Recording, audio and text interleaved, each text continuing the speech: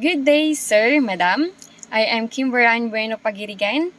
I was born on August 13, 1998, and I am 25 years of age at this time. I am happily married, blessed with one child, and he is 3 years old. My highest educational attainment is college graduate with a course of Bachelor of Secondary Education major in English at Malig Plains Colleges. I worked as a housemaid for 2 years, and I have served 4 members of the family, 2 adults and 2 children, ages 3 years old and 8 years old. My main duties and responsibilities from my previous employer is doing the household chores like cooking, washing the dishes, washing the clothes, ironing, marketing, cleaning the house, and of course, taking care of the children. I work also as a primary teacher for 5 years.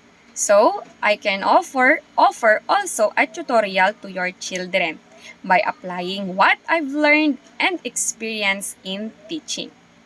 I will help them on how to read and write. I will help them also to do or on how to do their assignments, projects, and other activities in their school.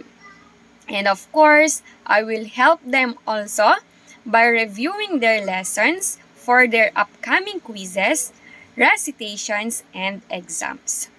To my beloved or prospective employer, Madam, Sir, if you will give me the chance to have this job, I need this for my family.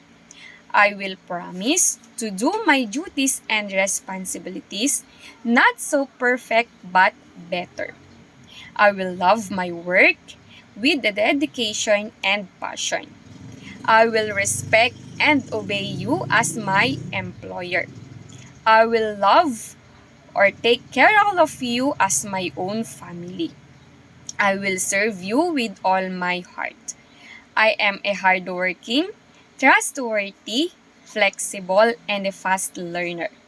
And no matter how or what happened, I will finish my 2 years contract with you, hoping to see you very soon. Thank you, Madam or Sir. Have a nice day. God bless.